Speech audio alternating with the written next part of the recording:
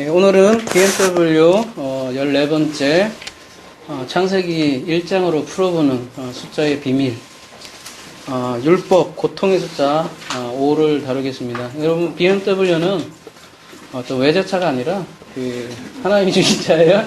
바이블 메타포 휠이라고 해서 우리가 성경 상징 연구를 하는 건데요. 성경은 어떤 일관성이 있어요. 그래서 어떤 한 구절만 보고 그것을 추측을 하면 뭐라고 하죠? 성경에 모두 짝이 있다 이런 얘기를 해서 자기가 맞는 그걸로 계속해서 교리를 깨어가는, 말하자면 그런 상징으로 푸는 그런 데 많잖아요. 요한계시록도 그렇고. 저희가 그런 미혹에서 벗어날 수 있을 것 같아요. 창세기부터 계시록까지 어떤 일관된 우리가 메타포를 좀 알아보자. 그런 기본적인 우리가 기초석을 좀 다뤄보자 해서 이 강의를 시작했고, 어느덧 14번째네요. 몇 번째까지 하나님께서 인도하실지는 모르겠지만 저도 사실 기도하잖아요. 우리가 기도의 정말 근본적인 기도는 하나님과 교제하는 거고, 하나님 우리 말씀을 통해서 교제하잖아요. 여러 다양한 방법으로 루트를 통해서 교제를 하시겠지만, 저 같은 경우는 말씀으로 굉장히, 그러니까 말씀 그 자체로 말씀하는 부분이 가장 저에게는 달콤해요. 그래서 그렇게 섬기는지 모르겠어요. 근데 그렇게 프로시코마에 하면서 가장 저도 깜짝깜짝 놀랄 때가 많아요. 성경이 이렇게 일관성이 있는가? 깜짝깜짝 놀랄 때가 많아요. 저 기존의 신학 다 말하자면 잠깐 내려놓고, 저도 달달 애웠던 사람이거든요. 그냥 성경에서 말하는 바 그대로가 뭐냐 이렇게 알아갔을 때 이 신학으로 설명할 수 없는, 규정할 수 없는 하나님의 메시지가 있구나를 많이 새삼 느낍니다. 우리가 숫자 5 하면, 지난 시간 배웠잖아요. 지난 시간에는 뭘 배웠죠? 우리가 세상에서 말하는 숫자 5라고 하면은 펜타곤 이런 거 많이 생각을 하잖아요. 국방성이 오각형으로 되어 있고, 스타, 별이 오각형으로 되어 있잖아요. 그래서 세상에서는 5를 그런 식으로 많이 생각을 하는 것 같아요. 힘 그런 쪽으로.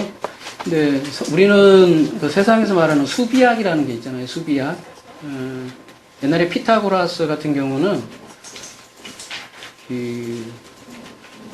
피타고라스가 유명한 그 수학 공식이 있죠. 뭐죠? 제가 답을 벌써 다 얘기했는데, 피타고라스 정리를 발견하고 소 100마리를 바쳤다고 해요. 하도 기뻐갖고. 그런 설이 있어요. 근데 그 피타고라스는 그 수를 통해서 그 세상을, 이렇게 진리를, 돌아가는 것을 이렇게 깨달으려고 하려고 했고, 실제로 많은 철학자들이 그 수에 대해서 수로 세상을 이렇게 질서를 보려고 하는 그런 시도들을 많이 가졌어요. 우리는 근데 그런 수비학을 얘기하는 게 아니라, 성경에서는 이 수를 어떻게 다루고 있는가, 그거를 저희들이 알아보고자 하는 거예요. 지난주 우리가 5에 대해서 다뤘고, 지난주에 5는 그래서 우리가 숫자도 사실은 창세기 1장에서 다 파생되어서 나온다는 거를 저희들이 말씀을 배우면서 깨달아가는 거죠.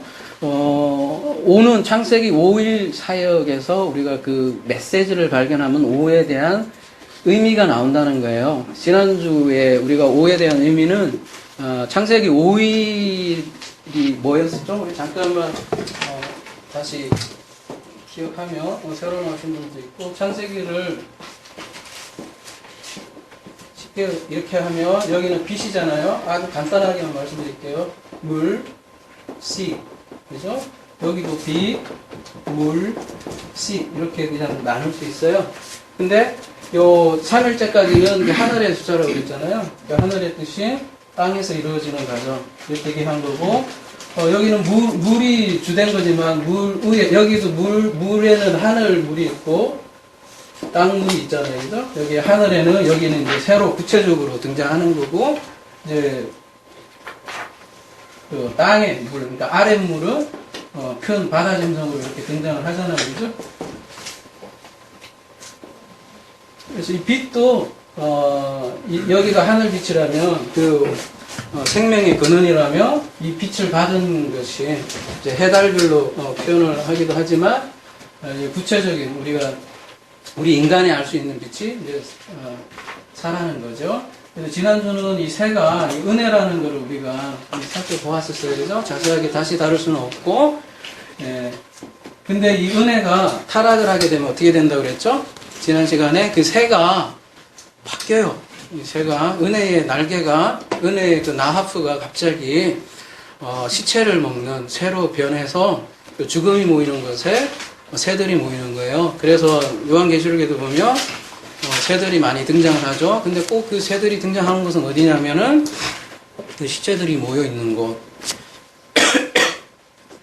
그리고 마가복음에도 4장의 그 비유 보면 그 말씀을 빼앗아 가는 뭐라고 하죠? 그게 뭘로 비유가 되죠? 새로 비유가 되잖아요. 그죠? 그렇게 은혜가 타락되면 새는 이렇게 말씀을 빼앗는 존재로 바뀌고 바다 짐승도 그래요. 우리의 사실 먹을거리라고 그랬어요. 근데 이 먹을거리로 풍부한 바다가 보고가 타락을 하게 되면 어떻게 돼요? 큰 바다 짐승이 뭐가 된다고 그랬죠? 탄닌이 된다고 그랬잖아요. 이 탄닌이 뭐냐면 용, 큰 뱀, 뭐 이렇게 용, 뱀이 돼버려요. 요 문제는 6일째 다루기로 하고요. 오늘은 이 오에 대해서 지난주 여기까지 얘기했고, 지난주는 우리가 오가 율법이라는 것 잠깐 다뤘었거든요. 왜 율법이냐면 오늘 조금 더 다뤄보고 다음 주제로 넘어가도록 하겠습니다. 지난주 율법이라는 거는 오가 모세 오경하고도 연결되기 때문에 율법이라고 그랬고 사실 여러분 창세기에서 물은 며칠째까지 나오냐면 첫째 날부터 다섯째 날까지가 물이 등장을 해요. 그래서 물이라는 건 여러분 말씀을 성경에서 뜻하거든요. 그죠? 이 다섯째 날까지만 물이 주어지고 여섯째 날로는 이제 물에 뭐라고 하죠? 이게 물을 우리가 이제 말씀이라고 보고 그 말씀의 종류를 한번 생각을 해본다면은 뭐라고 해야 될까? 다섯째 날까지는 율법의 말씀, 그러니까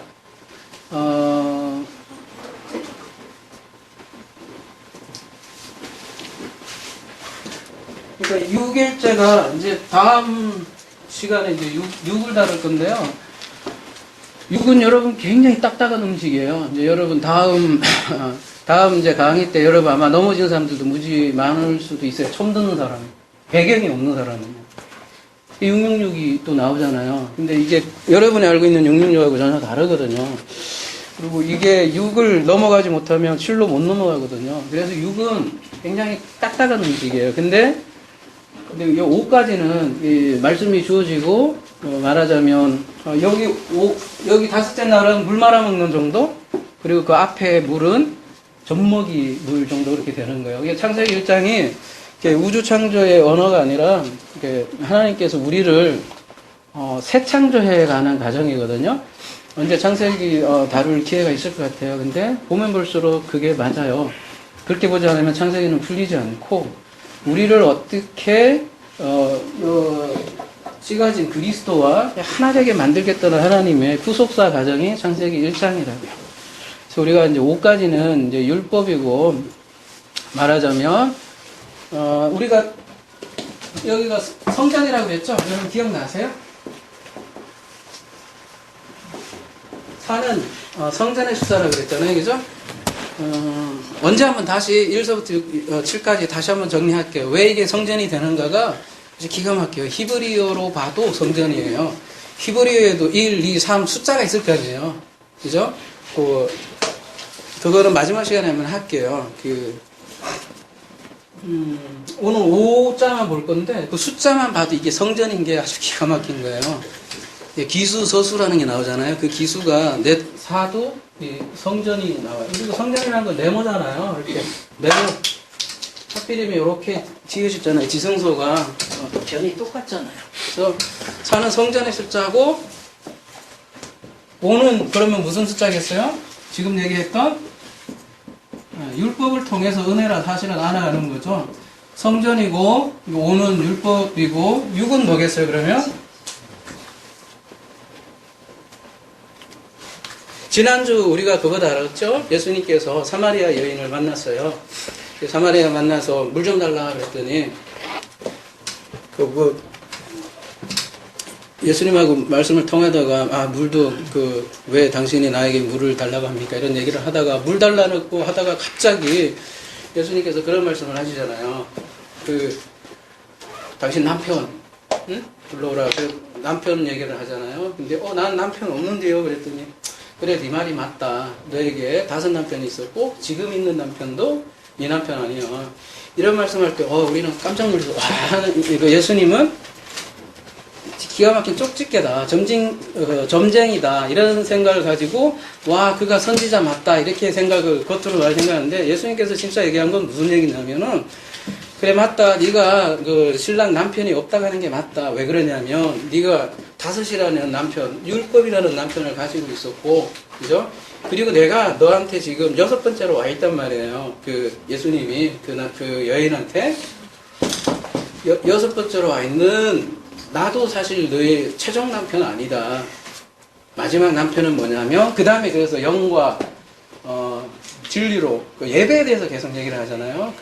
예배를 할 수 있는 사람은 누구예요? 영과 진리가 누구예요? 결국은 성령에 대해서 얘기하잖아요. 나도 최종 남편이 아니라 성령이 너에게 최종 남편이 될 거다 하고 그 말 듣고 얘가 아니라 이 여인이 유레까 하고 동네방네 이렇게 한 거거든요. 그러니까 6번째 남편은 누구예요? 예수예요, 여러분. 예수가 육하고 아주 밀접한 관계가 돼 있어요. 그래서 이게 걸림돌이 여러분에게 될 수 있다는 거예요. 그리고 그러면 7은 뭐가 되겠어요? 그러면 결국은 성령이겠죠. 다음에 더 자세하게 하겠지만 예수님께서요 6번째 남편은 뭘 주러 오셨냐면 검을 주셨어요. 그래서 그런 얘기를 하시잖아요. 예수님께서 내가 이 땅에 화평을 주러 온 게 아니라 검을 주러 왔다 이렇게 얘기하잖아요. 6일은 말하자면 검을 주는 날짜고요. 그리고 신랑을 만나는 그 날이에요. 다음 주에도 알아보겠지만. 그리고 7은 뭐냐면 묘하게 말해요. 자인인데요. 자인. 우리가 히브리에는 이것도 다시 1서부터 7까지 한번 제가 다시 짚어볼게요. 왜 각 단어마다 숫자값이 있는데 그 숫자하고 단어하고 기가 막히게 또 맞아요. 우리가 한 얘기랑 똑같아요. 그 의미가 그대로 담겨 있는데 자인이 보면 무슨 뜻이냐면 보통 무기, 전쟁, 갈등이거든요, 여러분. 7이라는 게 그래요. 이 전쟁, 갈등, 무기예요, 여러분. 우리 안식 7 하면 완전수로 생각을 하잖아요. 그러면은 안식의 숫자라고 생각을 하잖아요. 그러면은 그런 생각을 많이 하죠. 7은 완전수니까 7에 넘어가면 말하자면 7을 또 가나안 땅이라고도 상징을 많이 하잖아요. 가나안 땅에 가면 천국 가면 어떻게 돼요? 이제 내가 안락한 삶을 살겠다 이렇게 생각을 하잖아요. 근데 여러분 천국에 입성을 하면요 안락한 삶이 아니라 그때부터 시작인 거예요. 여러분 우린 천국을 너무 죽어서 가는 최종 상태로 생각을 하기 때문에 그런 생각을 하는 거예요. 천국 가면 이제 모든 내 괴로움 이게 다 없어지겠지 이런 생각을 한다고요. 근데 성경에서 말하는 천국은 그게 아니라 쉼터에 들어오는 지금 여기에서 천국을 얘기하는 거거든요. 그래서 마태복음 5장에 그 산상순의 최종 마지막 상태는 뭐냐면 핍박이에요.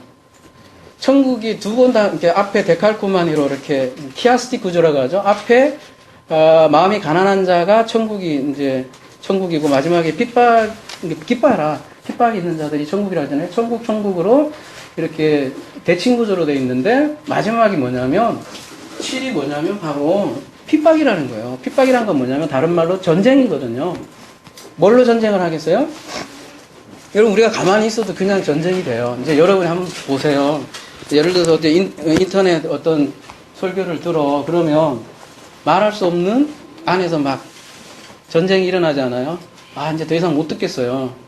모르겠어요. 제 강의를 더 이상 못 듣겠다 이러면은 저하고 여러분은 말이 다른 거예요. 말이 다르다는 건 영이 다르다는 거예요, 여러분. 영이. 이게 단순한 문제가 아니에요. 그러니까 여러분이 그 인터넷 설교를 못 듣는다는 거는 벌써 영이 다르다는 얘기예요. 영이 다르다는 건 말이 다르다는 거고, 말이 다르다는 건 뭐냐면 마음이 다른 거예요, 이미. 그죠? 성경에서는 그거를 핍박이라고 하고 전쟁이라고 하는 거예요. 꼭 우리가 막 가서 시어머니하고 장모님하고 가서 막 복음 전도하다가 이렇게 머리 끄댕이 잡히는 게 전쟁이 아니라 여러분이 진리를 가지는 그 자체가 이제 지금 세상 모든 사람들은 보이는 것을 추구하잖아요. 그 자체로 그냥 전쟁인 거예요. 그러니까 여러분이 그 전쟁 상태에 있느냐 없느냐를 본인들이 잘 살펴보고 만약에 그 전쟁 상태에 있다면 천국에 입성한 거예요. 그러나 어때요? 끝난 건 아니라는 거죠. 죽을 때까지. 그래서 두렵과 떨림으로 우리가 계속해서 전쟁에 나가는 상태인데 이게 전체적인 그림인 거예요.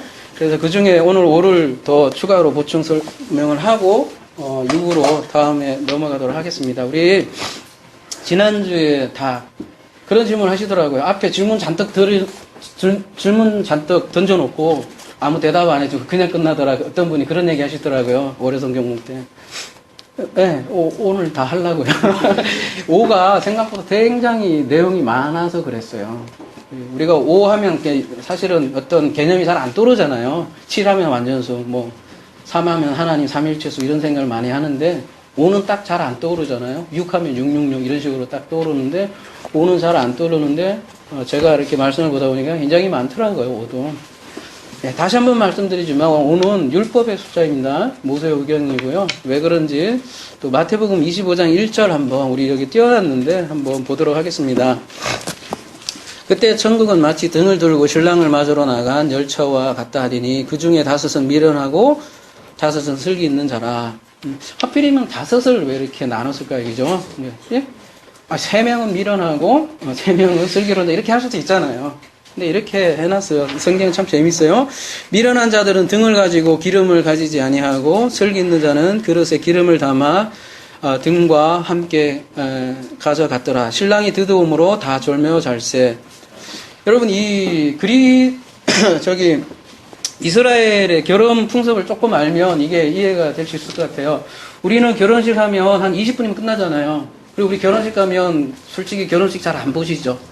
그냥 그 결혼식에 뷔페가 맛있느냐 그거만 딱 체크하고 나도 여기 다음에 우리 아들 여기서 결혼시켜야겠다 이게 대부분 그런 것 같아요. 20분 만에 끝나는 결혼식인데 이때는 이스라엘 민족들은 한 7일 정도 했대요. 7일간 결혼식을 했기 때문에 그리고 요즘은 KTX도 있고 비행기도 있고 있기 때문에 시간이 정확하게 오잖아요. 신랑이 신부 집에 오는데 이게 언제 올지 모르는 거예요. 그래서 7일간 잔치를 벌이는 동안에 이제 그 신랑이 이틀째든 3일째든 어느 순간 확 들어온다는 거죠.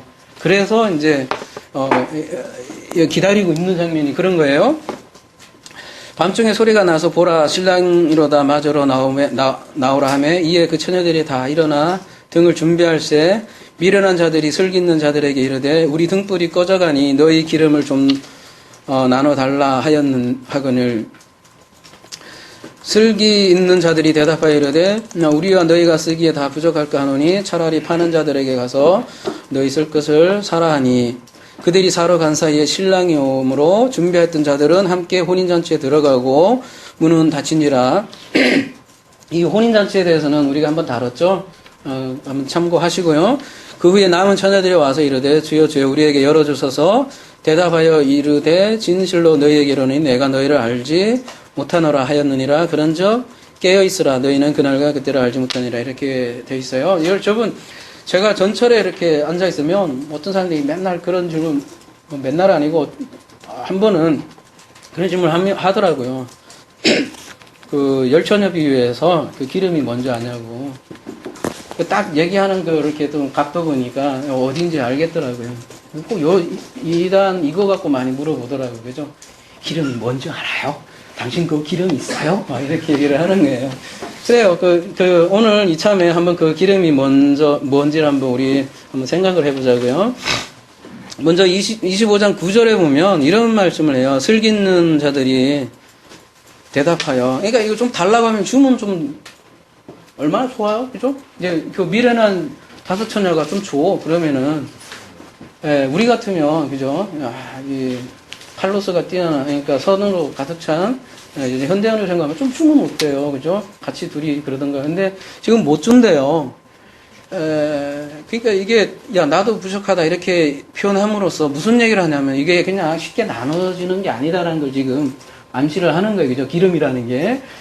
그리고 무슨 얘기냐면 그리고 차라리 파는 자들에게 가서 너희 쓸 것을 사라 이렇게 얘기를 해요. 파는 자가 있다는 거예요. 그래서 이 파는 자에 대해서 우리가 오늘 좀 잘 알으면 율법 5하고 굉장히 관련이 있을 것 같아요. 여러분 파는 자들이라고 하면 우리 21세기 현대인들이 생각을 할 때는 이렇게 생각을 하잖아요. 그 기름을 파는 어디 뭐라고 하죠? 그 요즘 같은 주유소? 예? 주유소 가서 파는 사람들이 가서 사. 그 정도로 생각을 하잖아요. 그죠? 아니면 뭐 등유 이렇게 그 이동하는 그쪽에서 사. 이렇게 생각하지만 성경에서 말하는 파는 곳은 어딜까요? 그 플레오라고 돼 있는데, 예, 성전이에요. 여러분, 제가 질문했을 때 모르면 무조건 성전 하시면 50% 맞고요. 또 성전보다 조금 더 추상적이다 해서 모르시다 하면 말씀하면 성경은 맞습니다. 모르시면 성전하면 대부분 맞아요. 성경은 성전으로 대부분 말씀을 하시고 예수님도 그래서 오셔서 성전을 배경으로 해서 그죠? 성전 율법을 가지고 다 말씀을 가르쳐 주신 거예요. 그냥 아니땡 굴뚝에서 가르치지 못한다고요. 그러니까 여러분이 여기에 오신 것도 건너 오셨잖아요. 그러니까 기존에 우리가 가지고 있는 성경, 그 다음에 교회의 그 경험들이 그래서 나쁜 게 아니라고요. 그게 있었기 때문에, 이건 아니다. 그죠? 그래서 이렇게 넘어올 수 있는 거잖아요. 그런 개념이에요, 성전이. 그래서 성경에서 말하는 그 장사하는 사람은 성전에서 장사하는 사람을 얘기하는 거예요.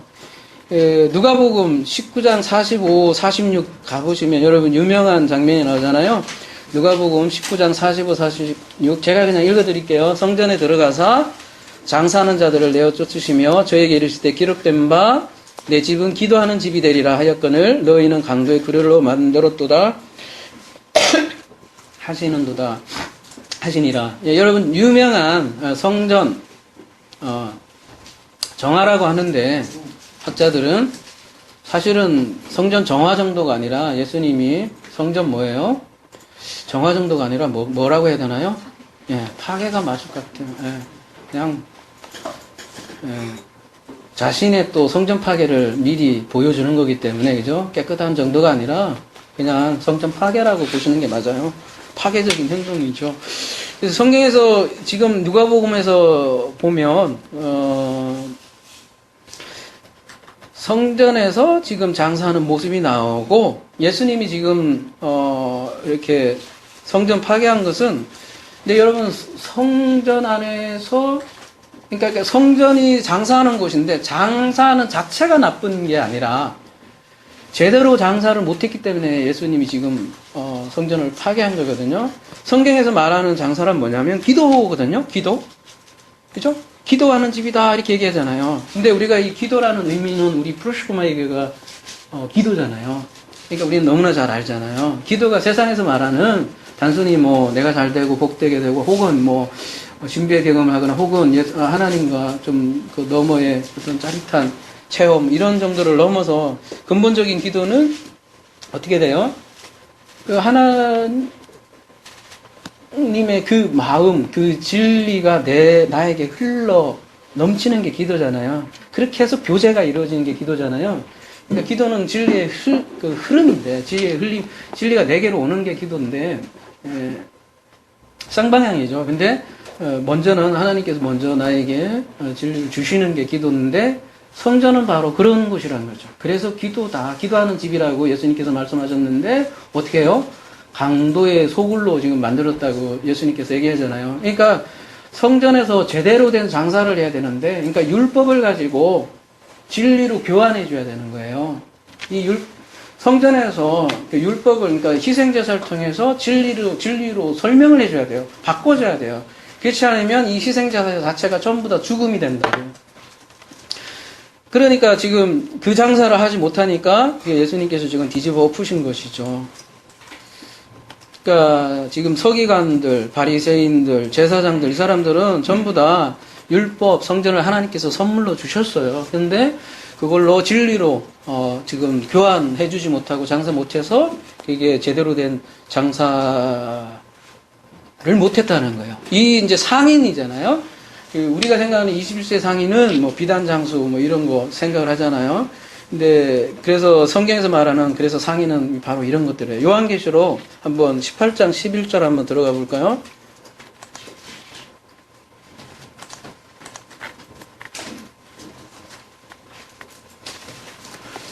그래서 요한계시록에도 또 상인이 나오잖아요. 그래서 여러분 이 상인을 볼 때 21세기 시각으로 보시면 안 돼요.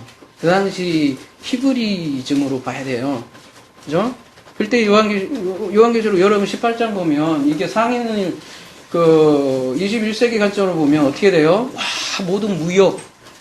그죠? 무역하는 사람들이 다 경제 대공황 맞는다. 이렇게 생각을 하잖아요. 그리고 실제로 그렇게 또 풀잖아요. 세계 정부 단일화돼서. 그죠? 그리고 9/11? 제가 발음이. 그런 사건이 일어나면 이걸 해석을 해요, 거꾸로. 이거 봐라. 이거 이제 작살났다, 이제. 큰일 났다. 그렇게 해서 계속 이역을 하잖아요, 우리가. 뭐 그런 부분도 있을지도 모르겠지만, 성경에서 말하는 상인들은 아까 그 개념으로 보셔야 돼요. 보세요. 땅의 상인들이 그를 위하여 울고 애통하는 것은 다시 그들의 상품을 사는 자가 없습니다. 그 상품은 잘 보세요. 금과 은과 보석과 진주와 세마포와 자주옷과 비단과 붉은 옷감이요 각종 향목과 각종 상아 그릇이요 값진 나무와 구리와 절과 대리석으로 만든 각종 그릇이요 다 성전에서 보이는 거죠. 그죠? 세마포 이런 거. 그 다음에 계피와 향료와 향과 향료와 유향과 이거 다 어디에서 일어나는 거예요? 분향단. 포도주와 감람류와 이거 어디요? 감람류 어디요? 등잔대. 고운 밀가루와 이거 어디요? 소재. 밀이요, 소와 양과 이거 어디요? 번제. 수레와 종들과 사람, 심지어 사람의 영혼들까지 장사한다네요. 그러니까 이 성전을 얘기하는 것이거든요. 이런 장사를 얘기하는 거예요. 그러니까 이 구절은 요한계시록 18 정도 그래서 성전에서 계속 율법으로만 팔았다는 거예요. 이거를 사치하는 거라고 성경에서는 얘기를 해요. 우리가 생각하는 사치하고 많이 틀리죠? 성경에서 말하는 부자는 바로 이런 걸 얘기하는 거예요. 성경에 말하는 부자는 천국에 들어가기에 낙타바늘에 들어가기보다 힘들다는 그 부자는 바로 이런 거예요. 율법을 가지고 재물을 왕창 쌓고 있는 사람들을 성경에서 말하는 부예요. 우리가 생각하는 부하고 많이 틀리죠? 그죠? 그러니까 여러분 혹시 이 중에 부자 있으면 너무 뭐라 해야 되나요? 자책감 갖지 마세요. 아브라함도 부자였고요. 하등에 이상 없어요. 그런 부 얘기하는 거 아니에요. 자, 정리하자면 파는 자들은 바로 성전에서 율법을, 그게 상품이에요. 율법이 상품이에요. 나눠주는 자들이고, 그 파는 자들에게 가서, 지금 이제 열처녀가 가서 그들이 주는 상품을, 그러니까 율법을 뭘로 바꾸란 얘기예요? 기름으로. 그러니까 기름은 뭐예요? 율법을 바꾼 건데, 그러면 기름이 뭘까요? 그렇죠. 예, 진리 말씀. 바로 그 말씀으로 바꾸라는 거예요. 근데 여러분 생각을 해보십시오. 그 바꾸는 게 그게 되던가요? 하루아침에? 여러분 어떻게 생각해요? 될 수도 있겠지만, 여러분 그게 쉬운 게 아니에요. 여러분 이 진리를 들었을 때 몇 날 며칠 고민했을걸? 혹은 몇 년도 고민도 했을걸? 안 해요? 저만 그랬나요? 여러분 한 시간 만에 확 변했다면 여러분 조금 문제가 있는 거예요. 성경이 그러한가? 성경이 그러한가? 매일매일 상고하면서 과연 그러한가 계속 지금도 그래요. 앞으로 더 연구하세요. 제 말이 맞는가? 또 앞으로 그런가를 계속 봐야 되는 거예요. 그러니까 이 열처녀, 다섯처녀가 좀 줘라 했더니 가서 바꿔와. 근데 그게 하루 만에 바꾸는 게 아니라고, 진리는. 그러니까 이게 지금 마태복음 마지막 종말론 강화에서 이걸 얘기하는 거란 말이에요. 그러니까 종말론이라는 건 뭐예요? 결국 하루하루를 얘기하는 거예요. 그죠? 하루하루인데 신랑이 언제 못 오는데 오늘 여러분 이 시간에 예를 들어서 진리가 만약에 여러분 것이 아니라면 그 사람은 답이 없는 거예요.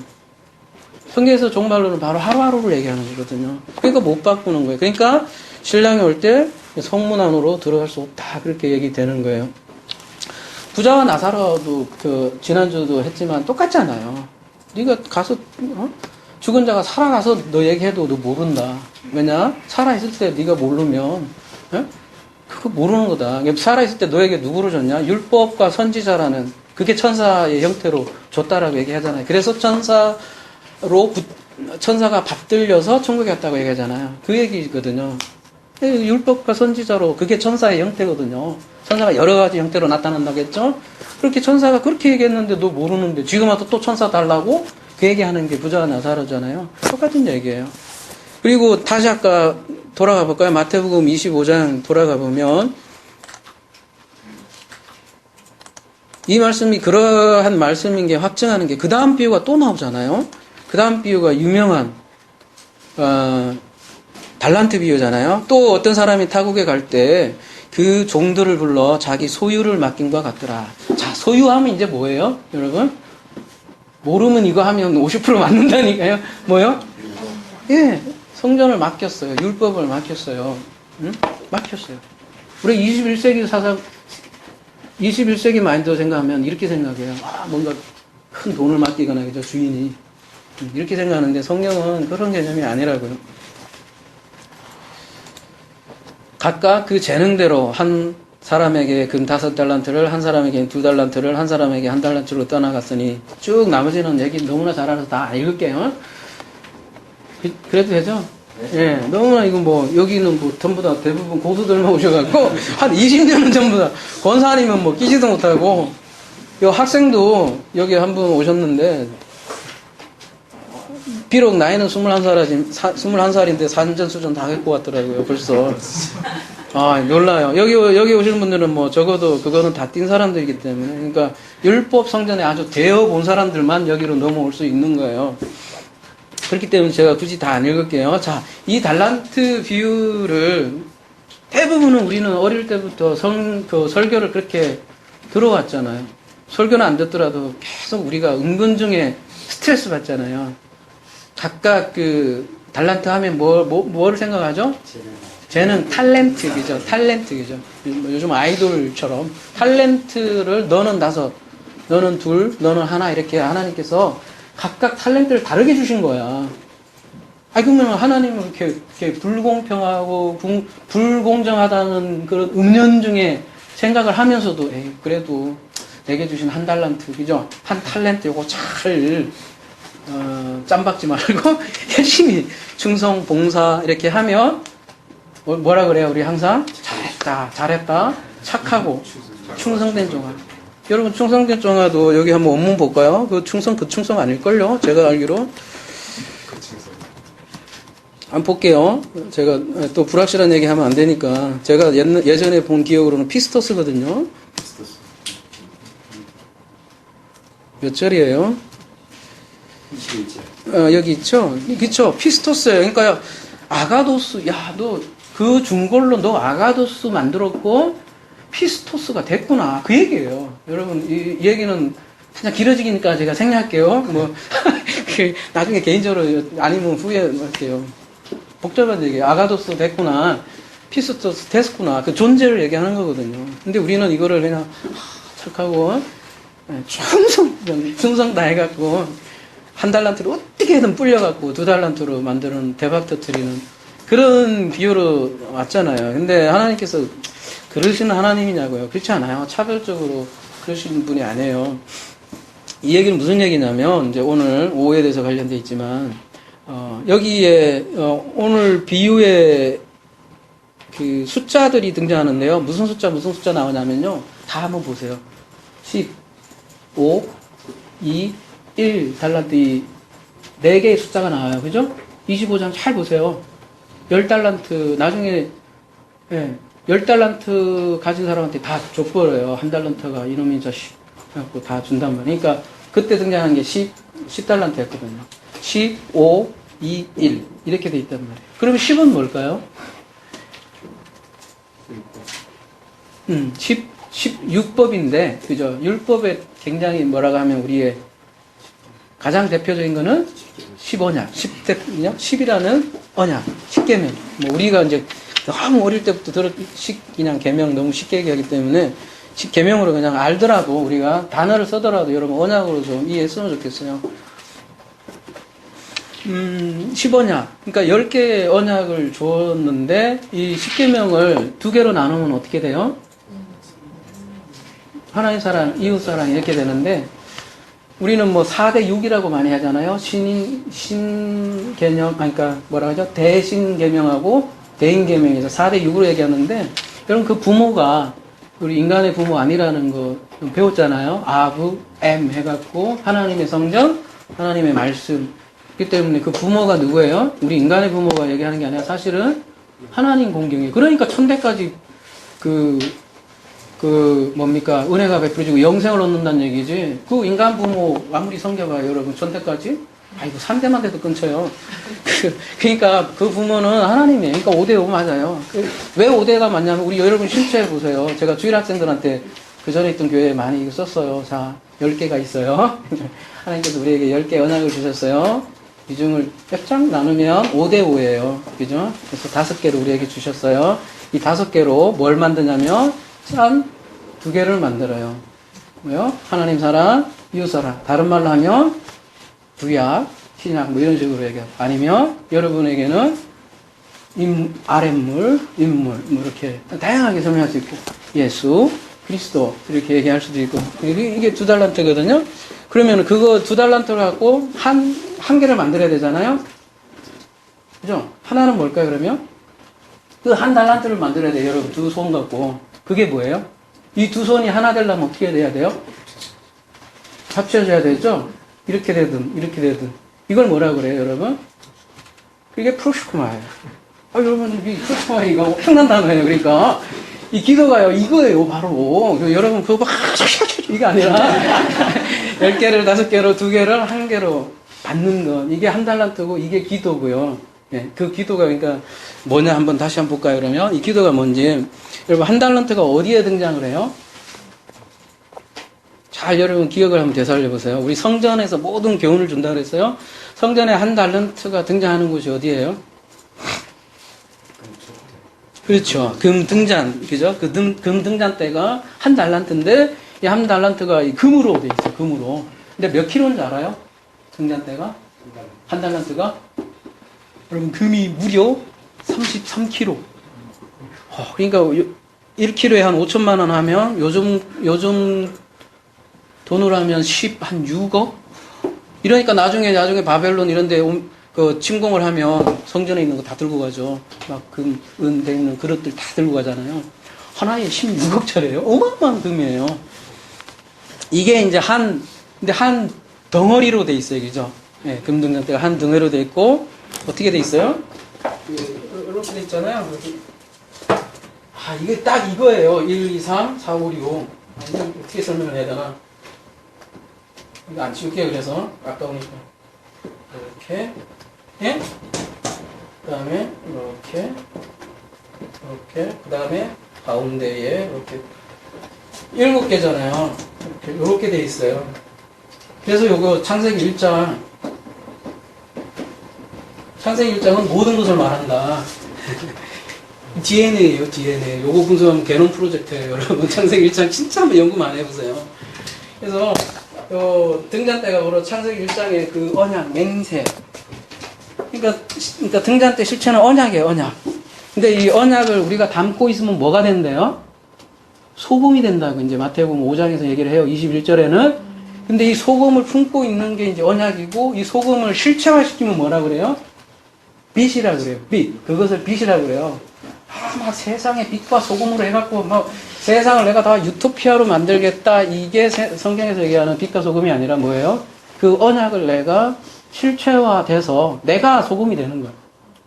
그냥 내가 빛과 소금이 되는 거예요. 내가 언약의 덩어리가 된다고. 내 입에서 얘기하는 것마다 그냥 언약만 얘기하는 거예요. 하나님의 그 은혜. 그래서 그거를 성경에서 사랑이라고 그래요. 그러니까 고린도전서 13장에서는 막 구제를 해, 몸을 불살라, 막 믿음을 막 엄청나. 그래도 네가 사랑 없으면 아무것도 아니다 할 때 그 사랑은 세상에서 그러니까 구제 이런 거의 사랑이 아니라는 거죠. 바로 언약의 실체는 누구예요? 예수 그리스도잖아요. 그러니까 그 예수 그리스도가 아니면 다 말짱 꽝이다. 그런 얘기인 것이죠. 그래서 사랑이라는 건 그러니까 이거 아까 프로시코마이라는 거 그러니까 언약을 비춰주는 거예요. 그게 사랑이고 우리 계속해서 나눴던 거면 그 아랫물을 통해서 윗물로 전해주는 거. 그 다음에 오를 통해서 이를 알아가는 거. 그죠? 오 이전에는 10이 있잖아요. 10을 통해서 5를 알고 10달란트를 통해서 5달란트 알고 5달란트를 통해서 2달란트 알고 2달란트 안에는 윗물 아랫물이 있는 거잖아요. 아랫물 가지고 윗물 아는 거. 이래서 이게 빛이잖아요. 그래서 10, 5, 2, 1. 그러니까 여러분 1달란트가 얼마나 중요해요? 여러분? 그러니까 1달란트 받았다고 나는 찌질이야 이게 아니라 제일 큰 거 준 거예요. 그 친구한테. 크다라기보다는 다 똑같아요. 근데 마지막 단계라고요. 15, 2, 1. 너 줬는데 얘가 근데 무슨 짓을 한 거예요? 땅에다가 묻었다고요. 땅에다가 묻어갖고. 그럼 근데 말이 됩니까? 달란트를 어떻게 땅에다 묻어? 이게 무슨 얘기겠어요, 그러면? 땅이 뭐예요? 모르면? 성전이에요. 그래요. 예. 근데 그거 성전에다가, 왜 이걸 성전에다 묻는 그 말이 되냐면, 그 등잔대 있잖아요. 등잔대가 성전에 있잖아요. 그 성전에 있는데, 그 마가복음의 4장에 보면 그 말과 그 침상 아래 두겠느냐 이렇게 얘기하잖아요. 근데 그 말 대박이 그 말이 좀 표현이 이상하네. 대박이 그 사각인데 그 말이라는 게 그 어원을 따지고 들어가면 그게 성전 밑에 모래바닥에 그 성전 안에 그거를 집어 넣어놓고 등잔대가 뭡니까? 그 등잔대가 비추라고 하는 거잖아요. 그죠? 등잔대 위에 등이 비추라고 하는데 등이 비추지 않고 그 모래바닥 안에다가 감춰놓으면 이게 성전이 됩니까? 그죠? 이 말도 안 되는 짓을 한 거죠.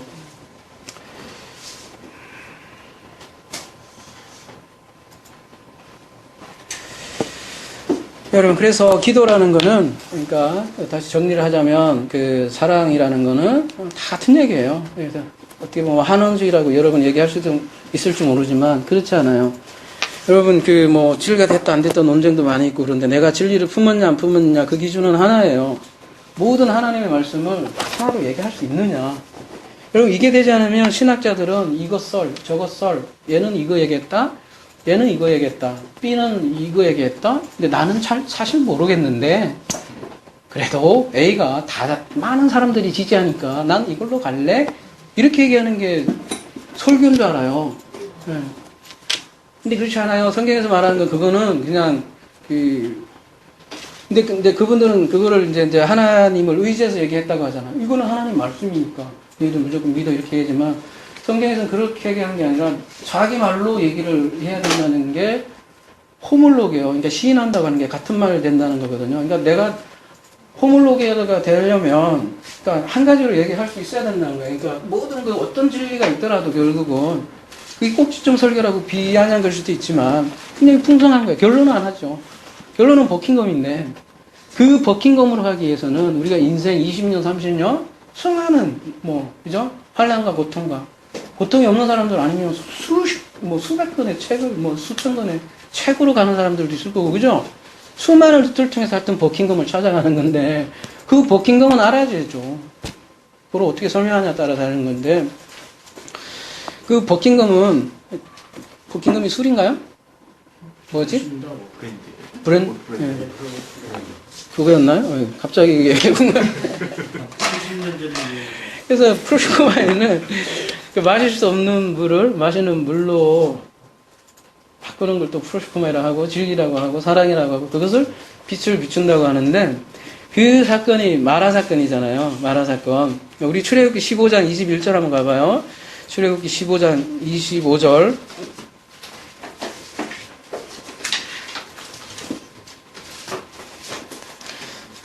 모세가 여호와께 부르짖었더니 여호와께서 그에게 한 나무를 가리키시니 그가 물에 던지니 물이 달게 되었더라. 거기서 여호와께서 그들을 위하여 법도와 율례를 정하시고 그들을 시험하실세. 이렇게 돼 있어요.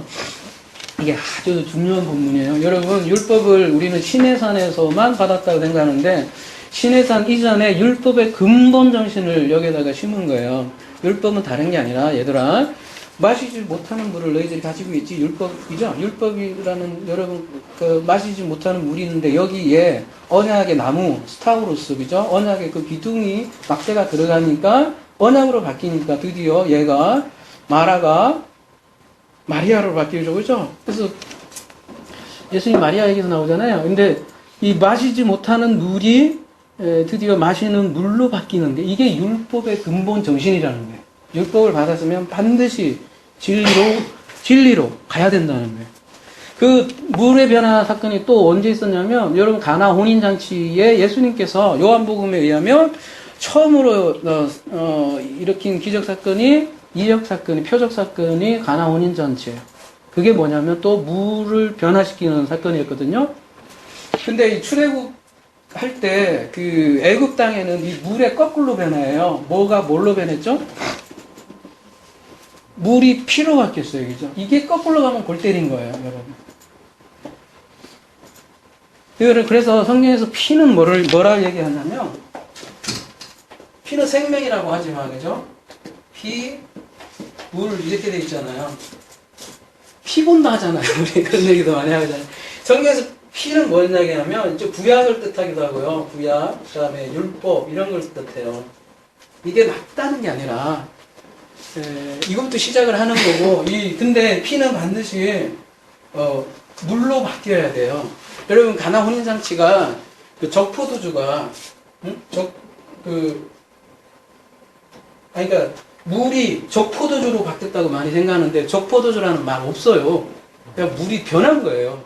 쉽게 얘기해서 물 포도주예요. 그냥 마신 사람이 물을 마셨는데 포도주로 생각하는 게 그게 그 가나 혼인잔치거든요. 그러니까 쉽게 얘기해서 적포도주를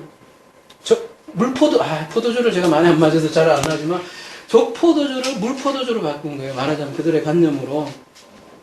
그러니까 물은 뭐냐면 예수님이 하신 말씀을 얘기하신 거예요. 예수님. 그리고 마지막에는 뭐가 있냐면 또 하나 더 있어요. 그래서 요한의 콤마 그 버전이라고 하잖아요. 요한 1서 4장인가요? 거기에 보면 피와 물과 성령은 하나다 이렇게 얘기하잖아요. 그죠? 근데 스테판 사본 근데 수용 본문에는 아버지와 아들과 성령은 하나다 이렇게 해서 하나 더 껴놨잖아요. 그거 없는 본문인데 삼일체로 확실하게 하려고. 근데 사실 그거 없는 본문이에요. 어쨌든 없는 본문이지만 그 사람들이 왜 그다 껴놨냐면은 그 사람들이 이걸 그렇게 이해했다는 거죠. 아, 피는 구약 아버지, 물은 예수님, 성령 이렇게 생각을 했기 때문에 그 본문을 넣었죠. 어쨌든 피는 구약 예수님, 물은 예수님의 말씀이고 이 예수님의 말씀은 마지막에 성령 진리로 나중에 바뀌는 거죠.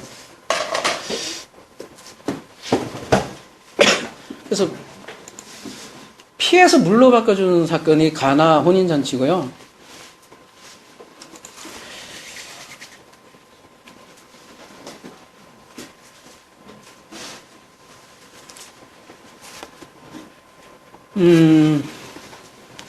아까 그 등잔 때 조금 더 얘기하고 다음 주제로 넘어갈게요. 그 등잔 때 위에 등잔은 그 등잔대 위에 있잖아요. 그러면 등잔대 역할이 뭐예요? 성소를 밝히는 역할이잖아요. 등잔대가 없으면 성소는 어떻게 돼요? 분향단이고 떡상이고 다 깜깜해지잖아요. 그냥 불이 꺼지면 성소 사역을 할 수가 없는 거예요. 그죠? 그러니까 등잔대는 그만큼 중요한 거죠. 그래서 요한계시록에 여러분 그 대접 심판이 나와요. 막 대접이 막 붙는다 하니까 막 우리 그 전쟁 영화에 보면요. 그 외적들에게 뜨거운 막 그 기름을 확 걸어갖고 확 붓는 그런 대접 생각하잖아요. 그래서 대접을 굉장히 크게 생각하잖아요. 요한계시록의 대접 확 붓는 7개 부어지면 박살난다 이렇게 생각하는데 근데 요한계시록에 얘기하는 대접은 다른 게 아니라 등잔대 대접이에요. 왜 그러냐면 등잔대의 대접은 여기 이렇게 이 등잔대가 있고 이렇게 있고 요 위에 대접이 따로 있어요. 여기에다 올리브 유가 이렇게 있어서 심지가 있고 여기서 이렇게 그러니까 여기 등잔대를 확 쏟아버리면 이게 한 개가 가는 거죠. 우리 여기 그 다음에 두 번째 쏟아부으면 두 번째가 없어지는 거고. 셋, 넷, 다섯, 여섯. 마지막 어떻게 돼요? 7개를 딱 쏟으면 어떻게 돼요? 성서는 끝. 그거의 심판인 거예요. 그러니까 율법을 진리로 교환하지 못하고 율법의 장사를 못하면 그 계시록 18장이요. 대접을 붙는다는 이유, 말이 무슨 얘기냐면 그 성전 이미 끝났다. 그런 성전은 필요 없다. 옛 언약 심판, 옛 성전 심판하는 장면이 율법대전 장면이잖아요. 끝이라는 거죠. 그러니까 성전이 언약이 아니고 율법으로 계속 가르쳐요. 그러면 뭐예요? 등잔대를 옮겼다. 그래서 촛대로 옮겼다. 그 얘기도 하잖아요. 그죠?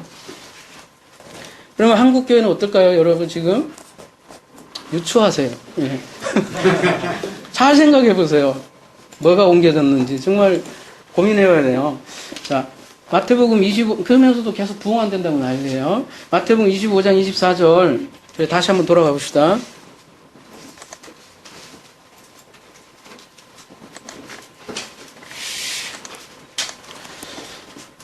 한 달란트를 받은 자는 와서 이르되 주인이여 당신은 굳은 사람이라 심지 않은 데서 거두고 해치 않는 데서 모은 줄을 내가 알았나니 두려워하여 나가서 당신의 달란트를 땅에 감추었나이다. 이 종은 그러니까 주인에 대해서 심각한 오해를 갖고 있어요. 주인은 율법 지키지 않으면 뭐하는 존재를 알고 있어요? 벌 주는 주인으로. 이 주인, 그러니까 주인은 누구예요? 하나님이라고 보면 율법 안 지키면 벌 주는 하나님으로 알고 있는 거예요. 그러니까 이 한 달란트로 어떻게 하든지 2달란트로 만들어야 되고 자본주의 주식으로 지키고 드리고 섬겨야 되는 그 하나님으로 섬기는 하나님으로 알고 있다는 것이죠. 전혀 하나님에 대해서도 모르고 그 하나님에서 오해하고 있는 것이죠. 그러니까 25장 28절 그에게서 그 한 달란트를 빼앗아 하필이면 10달란트 가진 자에게 또 족벌어요. 하나님 참 매정한가요? 2달란트 한 사람, 2달란트 가진 사람한테 주면 얼마나 좋아요. 그죠? 하필이면 뭐, 그렇죠. 뭐. 아까도 1달란트면 얼마요? 16억이랬어요? 10달란트면 몇 억이에요, 그러면? 160억 주는 사람. 너무 하신 하나님이에요. 그러니까 그 얘기가 아니라는 거죠. 이건 무슨 얘기예요? 1달란트까지 갔는데 이걸 못 알아먹으면 어떻게 돼요? 2, 5, 10. 거꾸로 가는 거예요, 다시. 아주 불쌍하죠. 15, 2 하나가 돼야 되는데, 다시 원점. 다시 원점에서 시작하는 것만큼 여러분 괴로운 거 여러분 있어요? 어렵잖아요. 여러분이 나이가 좀 많다. 그런데 어느 정도 되잖아요. 나이 되신 분 여기까지 왔는데, 너 다시 원점. 이러면, 목사님, 처음부터 다시 율법 생활 원점 그러면 하시겠어요? 못 살 것 같아요, 저는. 예, 저는 빨리 데려가야지. 내가 이 진리를 알았는데, 예를 들면, 다시 옛날에 그거 하나도 못할 것 같고, 나 진짜 예전처럼 그렇게 하라면 신앙생활 못할 것 같아요. 근데 지금 그 상황이 벌어진 거예요. 그래서 여러분 그 작은 소주제 결론 내자면, 그 십계명을 사랑이라는 언약으로 완성돼야 되고, 하나님의 언약으로 이해해야 된다는 거예요. 그래서 그게 사랑이고, 그렇게 진리로 그 사람들이 가지고 있는 그 율법의 멍해와 수고에서 벗어나게 해주는 것. 그게 사랑이라는 거죠. 예수님께서 오셔서 그거 해주셨잖아요. 그분이 얼마나 뭐 인격적으로 훌륭하고 이런 거 보여주고 가신 것도 아니잖아요. 그냥 멍해를 벗어주게 해주셨잖아요. 우리도 그렇게 되었으면 좋겠어요. 근데 이걸 안 하면 그 도둑질이라고 그래요. 그 마가복음 4장에는 도둑질로 표현하고 있어요. 그래서 우리 이런 진리를 도둑질 저부터요. 진짜 도둑질 하지 맙시다. 그 다음 주제 넘어갈게요. 도둑질을 하면 대접 심판 받아요. 그죠? 그렇잖아요. 그래서 고통이 이제 시작되는 거예요. 그죠? 그 요한계시록 9장 1절 한번 봅시다. 이제 율법의 숫자에서 고통의 숫자로 넘어가는 거예요. 소주제로. 요한계시록 9장 1절 어떤 고통이 시작되는지 한번 봅시다.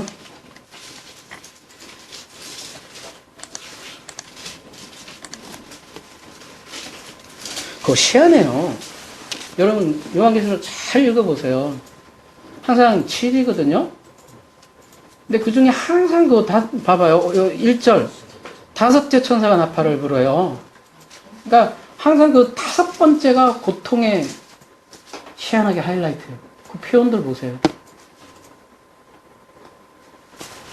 다른 때는 뭐 검은 말라고 흰 말라고 이런 걸로 이렇게 나오는 걸로 표현이 되고, 근데 5번째는 하여튼 뭐 어떤 고통 한번 볼까요? 다 생략하고 9장 5절. 그러나 그들을 죽이지 못하게 하시고 5달 동안, 이거 봐요. 4달도 아니고요, 여러분. 3달도 아니고 5달이에요. 희한하죠? 5번째고요. 5달 동안만, 5 동안 괴롭게만 하게 하시는데, 그 괴롭게 함을 전갈이 사람을 쏠 때 괴롭게 한 것 같더라. 그 괴로움의 표정을,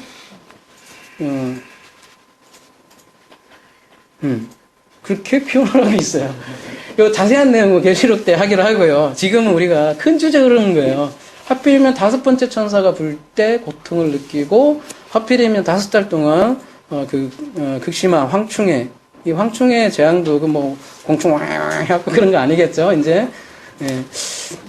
그러면 우리가 이런 질문할 수 있잖아. 왜 하필이면 5달일까? 왜 하필이면 5가 이렇게 고통과 관련이 돼 있을까? 이런 생각을 할 수 있잖아요. 여러분, 한문을 한번 보면요. 우리,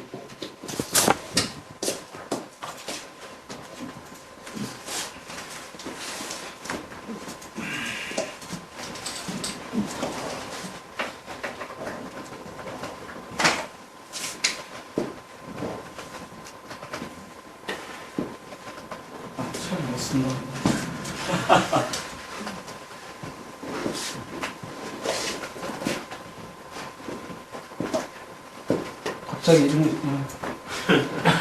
못 찾습니다. 오자 맞죠, 이거? 네. 오자.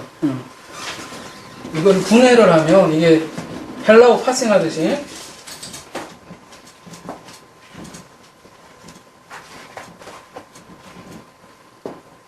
뭐 네이버나 이런 데 한번 여러분 얄팍한 지식으로 하셔서 하늘과 땅이 있고, 그죠? 요게 저주 받은 자라고 이렇게 얘기를 해요. 그리고 거기에다가 그러니까 왼쪽 하면 우리가 항상 이상하게 저주받은 사람 이상하게 얘기해요. 근데 동양에서도 이렇게 왼쪽을 이게 하늘과 땅에 있는데, 이 하늘과 땅에 사람이 존재하는 거예요, 그죠? 그게 석삼자고, 이 하늘과 땅에 있는 존재가 석삼인데, 이 N쪽에 있는 저주받은 사람에게 요게 찍을 주자, 이렇게 이게 성경에서 죽음의 표시를 한다 이런 얘기 하잖아요. 이걸 합쳐놓으면 5가 된대요. 그러니까 하늘 아래 땅에 있는 사람이 저주받은 자로서 죽음에 표시된 사람. 희한하죠. 5자를 풀어도 그래요. 그러니까 이게 5자라는 게 희한하죠. 저주하고도 연결이 되어 있고, 그러니까 항충장 5는 그죠? 율법의 저주에 매여갖고 거의 죽고 싶어도 죽지 못하는, 쉽게 얘기해서 율법주의 신앙자들, 그러니까 율법주의 아래 신앙의 몽해로 가득 찬 사람을 지금 지옥에 있는 사람이라고 하고, 그 사람들을 표현한 게 황충의 재앙이거든요. 그럼 5가 저기 고통의 숫자라는 거를 한번 더 보면요. 우리 이제 다른 이제 구절 보면 또 이제 이런 구절 할 때 우리가 좀 더 이해될 것 같아요. 요한복음 5장 가보시면 이제 이런 구절에서 여러분이 사소한 곳에서 이제 저도 그렇겠지만 안 놓쳤으면 좋겠어요. 이제는. 그러니까 의미를 좀 찾아가면 더 성경을 이해하는 데 도움이 될 것 같아요. 그 후에 유대인들의 명절이 되어 예수께서 예루살렘에 올라가시니라. 이게 또 오전에 우리 말씀 배웠는데, 예루살렘이니까 올라가는 얘기죠? 아나? 뭐죠? 카타나 바이노고, 아나? 바이노. 예, 아나족이죠. 양문살, 이거는 그냥 옆으로 센 거고요. 예루살렘에 있는 양문 곁에 히브리 말로 베데스다라 하는 못이 있는데, 거기 행각이 몇이 있대요? 5이 있대요. 굳이 이런 거를 여러분 써야 될까요? 여러분, 그 당시에는 우리 당시와 달리 그런 거 파피루스가요, 엄청 비싸요. 그거 아무나 못 가져요. 굉장히 비싸요. 지금 우리 하여튼 서민들이 가질 수 없는 파피루스인데, 이게 쓰려면 종이를 말하자면 아껴요. 저희들 같지 않고. 우리는 쓸 거리 없으니까 이상하게 소설가들 보면 막 늘리잖아요. 막 읽고 싶지 않은데 막 지나치게 막 서술하고 그러면 그러다 보면 놓치죠.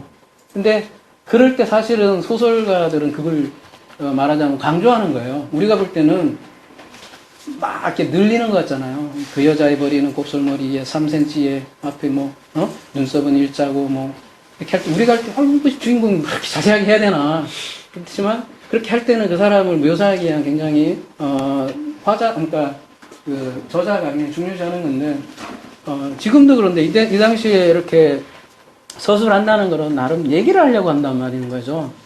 그 비싼 그 파피루스 그 종이 위에 행각 5이 있다는 거예요. 근데 그 한 이유가 뭐냐는 거죠. 3절에 보면 그 안에 많은 병자, 맹인, 다리 저는 사람, 혈기 많은 사람들이 누워 이거 물의 움직임을 기다리니 그거 꺾인 표시 있잖아요. 이거는 원래 사본에 없는 거예요. 그런 표시에 여러분 그냥 상식으로 알아주세요. 우리가 가지고 있는 개혁개정이 원본이 아니라고요. 이 원본을 추정해서 만든 비평 본문이에요.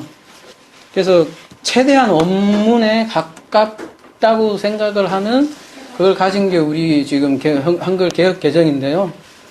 이 본문은 없는 것으로 보여요. 그렇기 때문에 굳이 안 다뤄도 될 것 같고요. 굉장히 신화적인 것 같기도 하잖아요. 또 보면 아무튼 없었던 본문이고 넘어가세요. 거기 38해 된 병자가 있더라. 또 왜 하필이면 38년 된 병자일까요? 물론 38년 된 역사적인 인물이 있겠지요. 근데 그 인물이 굳이 그 베데스다 목가에 온 거, 그것도 5가지 기둥이 있는 거, 이게 얘기하고자 하는 게 있죠. 38 하면 떠오르는 거 없으세요, 여러분? 그렇죠. 광야가 40년으로 전체는 돼 있지만, 방황하고 배회한 기간이 38년이잖아요. 그죠? 그러니까 지금 그걸 얘기하는 거죠. 이스라엘 민족이 지금 그 상태를 지금 맹인, 다 니들이 병자, 맹인, 다리 저는 사람들이야. 지금 너희들 지금 예루살렘에 있는 그 사람들이 다 지금 고통으로, 율법의 고통으로 쩌들어 있는 자들이 바로 너희들이야. 그거 얘기하는 거죠. 그래서 그 5이라는 걸 굳이 묘사했고요. 우리 오라는 아예 그 단어 한번 그냥 볼까요, 그러면?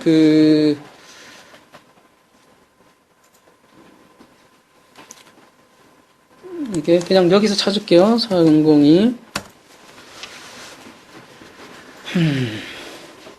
아까 그 5, 여기에서도 있겠다. 뺀 때.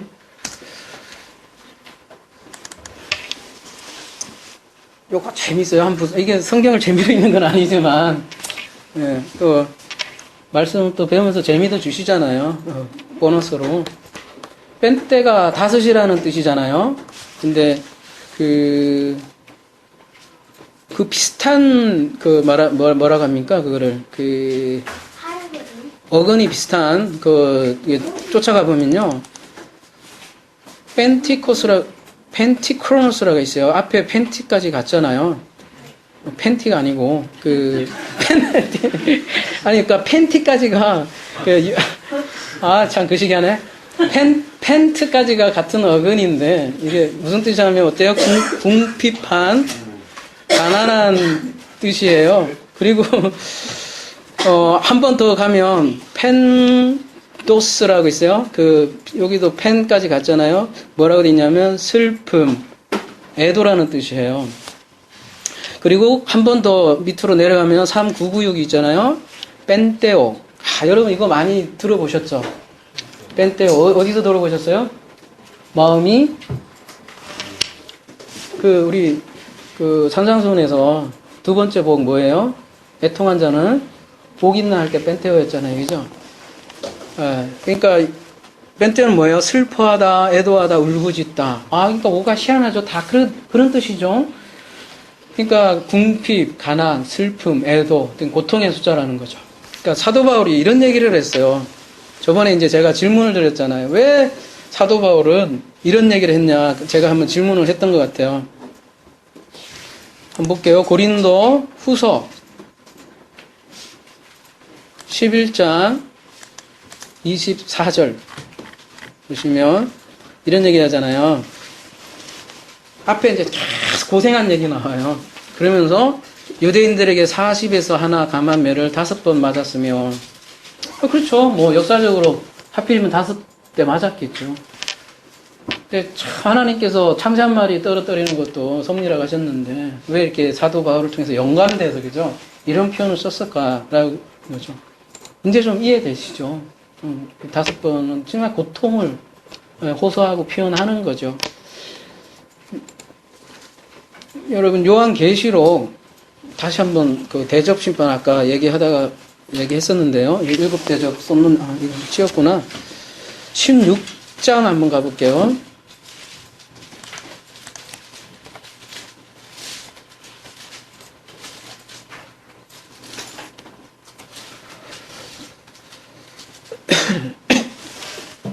계시록 이걸 자세하게 설명할 수는 없고 그냥 오늘 주제에 관련해서만 이게 참 아까 창세기하고 제가 보면 볼수록 영감을 볼수록 창세기와 계시록은 똑같아요. 그러니까 창세기 모르고 계시록 모르겠구나 라는 생각이 들고요. 또 계시록 모르고 또 창세기 1장 모르겠구나 그런 생각이 보면 볼수록 드는 게 이거 한번 같이 봐요. 창세기 1, 2, 3, 4, 5, 6이 어떻게 됐냐면 여기 빛, 물, 쉬고 여기도 빛, 물, 쉬고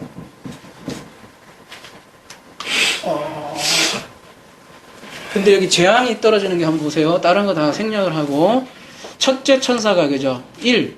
자, 첫째 천사예요. 어디에다가 지금 쏟아부어요?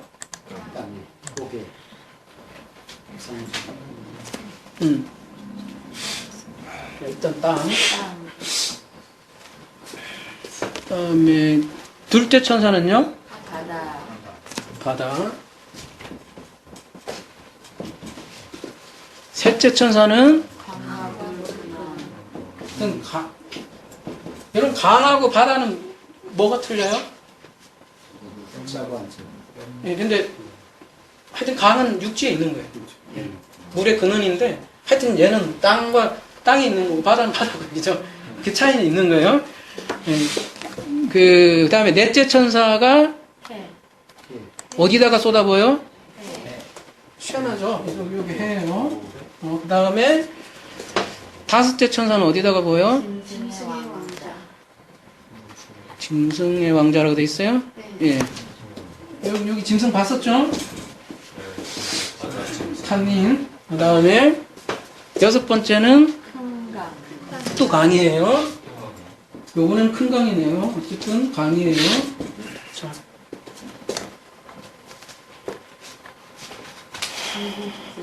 자, 일곱째는 그 최종 마무리고요. 그죠? 또 한 달란트고요. 그죠? 그 다음에 하필 또 한 달란트네요. 하여튼 완성이에요. 항상 한 달란트는 한 달란트만 좀 끝나는 거예요.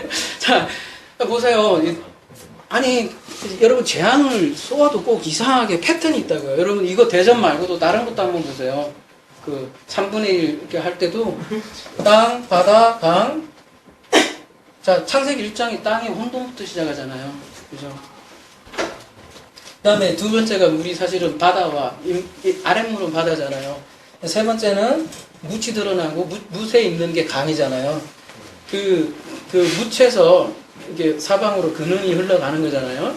거기에 재앙을 주고 넷째 재앙은 하필이면 해에다가 줘버려요. 그죠? 해가 그냥. 그러니까 근데 넷째 날이 뭐가 있었어요, 여러분? 쉽게 얘기하면 그냥 자연으로 얘기하면 사실 그 뜻도 아닌데 그냥 겉으로 얘기하면 해, 달, 별인데 해에다가 쏟아지잖아요. 그리고 다섯 번째는 짐승의 모자에다가 쌓아요. 그죠? 그 다음에, 네, 짐승, 그 다음에 여섯째는 큰 강의 하는데, 그러니까, 여러분, 아까도 다섯째 날에 고통의 하이라이트를 보여준다고 했잖아요. 다른 데는 이런 말이 별로 없는데, 다섯째 천사가 쏟을 때 무슨 표현을 하나 또 한번 볼까요? 오늘 주제가 오니까. 자, 짐승의 왕자에 쏟으니 그 나라가 곧 어두워지며 사람들이 아파서 자기 혀를 깨물고 아픈 것과 종기로 말미암아 하늘의 하나님을 비방하고 그들의 행위를 회개하지 아니라. 그죠? 다른 데는 이런 표현이 없어요. 그냥 쏟아 그냥 죽고 말고 그냥 꽥소리 못하고 이런 것만 있잖아요. 근데 다섯째 나라 아주 그냥 고통의 표시가 돼 있다고요. 희한하죠. 성경의 일관성에 이런 거 볼 때 저는 놀랐다는 거죠. 여러분은 아무것도 아닌 같이 보네요. 저는 이런 일관성에 굉장히 연관되어 있구나 이런 거에 놀란다는 거죠. 그래서 아까 항충제왕 때도 5달 동안 괴롭고 그게 다섯째 천사하고 똑같고. 예. 그래서 이처럼 오는 고통을 상징을 한다는 것이죠. 그렇다면 우리가 이제 마무리하자면 그러면 이 고통, 율법을 우리가 현실 세계에서 실제로 어떻게 이겨내느냐는 거죠. 이 율법을 그리고 이 고통을. 그래서 저번에 이런 질문을 제가 했잖아요. 다윗이 블레셋 누구야? 갑자기 생각이 나네. 골리앗을 물맷돌 5개로 이겼잖아요. 하필이면 왜 5개냐? 이제 사람들이 많이 또 이제 주일학교 설교 때 많이 하잖아요. 하나는 사랑. 그런 설교 들은 것 같은데.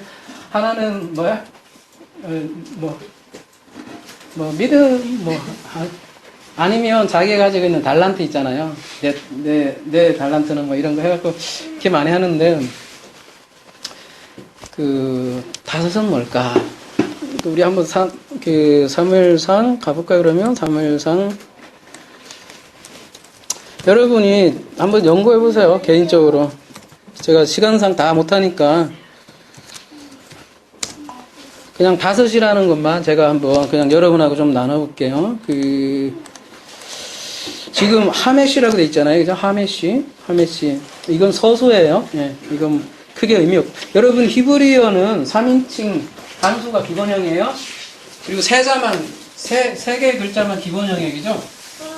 헬라어는 1인칭 단수가 기본형이고 어근이 같다는 거예요. 근데 헬라어는 3인칭 단수가 어근 3개가 기본형이에요. 근데 여기 모음 찍고 혈액, 세렉 아주 복잡한 거 있잖아. 이런 거만 붙이는 거. 그러니까 이렇게 붙이는 건 다 L로 읽으면 되고 이렇게 붙이는 건 다 R로 읽으면 되는데 하여튼 복잡하니까 우리 못 읽어도 돼요. 하나님은 원래 이거 안 주셨어요. 원래 히브리 문자는 어제 제가 밴드에 올렸잖아요. 표의 문자예요. 그냥 푸라고. 신성 문자라고요. 그러니까 그건 나중에 복잡하니까 나중에 설명하기로 하고 이 자음이 같다는 거는 다 브라더스라는 얘기.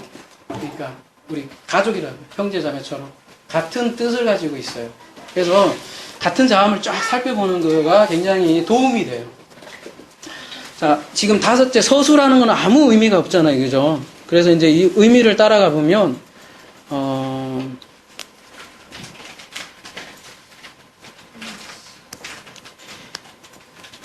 서수가 있고 기수가 있는데요. 기수가 조금 더 여기 보면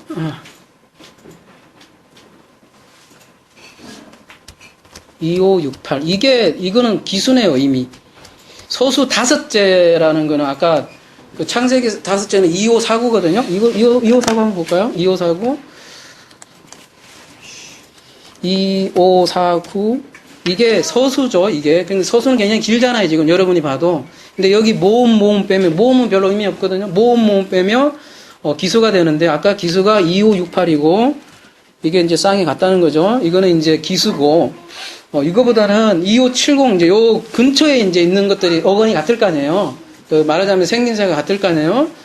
요 앞에 옆에 가보면 자 2570 한번 가보시면 살찌다 뭐 이런 살찐 배 이런 뜻이 있고요.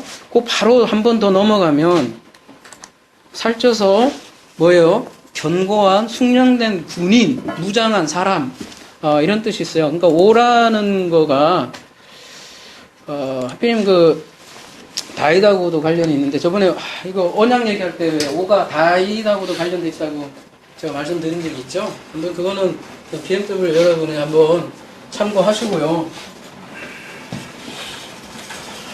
다윗이 전쟁의 신이잖아요. 그 전쟁의 그냥 왕이잖아요, 그죠? 근데 그래서 이 오하고도 사실은 굉장히 관련돼 있고요. 하마시를 그대로 이렇게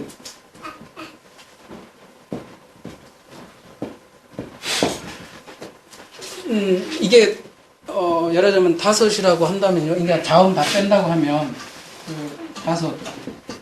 이거를 어제 제가 그 밴드에 잘 읽어보시라고 한 게 오늘 좀 도움이 될게 해서 올린 건데 이거를 표음이라고 그래요. 표음. 그러니까 표음 문자로 알면 이렇게 보는 거예요. 네? 그냥 현대에 생각을 해보세요. 그 헬라 철학을 가지고 70인역이 번역된 거예요. 그러니까 디아스포라 유대인들이 이미 헬라화돼서 헬라인의 사상으로 번역한 게 히브리어라고요. 그러니까 70인역이라고요. 그러니까 70인역 자체도 사실은 헬라화된 거예요, 여러분. 히브리즘 아니에요. 헤브라이즘 아니에요. 하물며 지금 현대 히브리어를 가르치는 많은 이스라엘 교수들이 있는데 그거는 현대 히브리어예요. 그거는 이런 표음 문자로 다 가지고 있고 그 현대 히브리어가 이런 모음 이런 거 문법 여러분 히브리어에는 과거, 현재, 미래도 없다는 거 아시죠? 고전 히브리어에는 과거, 현재, 미래 없어요. 희한하죠? 근데 헬라 사상이 과거, 현재, 미래가 있기 때문에 이 생각으로 특히 이 영어권은 더해요. 이놈들은 지들 문법으로 다 바꿔요. 진짜요. 그래서 히브리어를 히브리어로 대하지 않고 어떻게든 이해되는 방식으로 번역을 한단 말이에요. 근데 히브리어에는 이게 중요해요, 여러분. 앞으로 가면 갈수록 이런 것들이 기본적인 게 더 중요해요. 완료 아니면 미완료밖에 없어요. 한번 보세요. 보면은 이게 문법 막 어떤 분은 그렇게 얘기하잖아요. 히브리어는 문법이 보면 표시가 없어요. 헬라 같은 경우는 보면 3인칭 단수 과거 막 완료해갖고 분석하기 되게 좋아요. 근데 히브리어 딱 하면 이게 막막해져요. 왜냐면 완료밖에 없고 그냥 3인칭 완료 이거밖에 없어요. 단순한 예로예요, 여러분. 오늘 이 얘기만 할게요. 말랑 그냥 가봅시다. 오늘 조금만 더, 한 10분만 더 길게요. 자, 창세기, 우리 빛이 있어라, 이거 한번 보세요.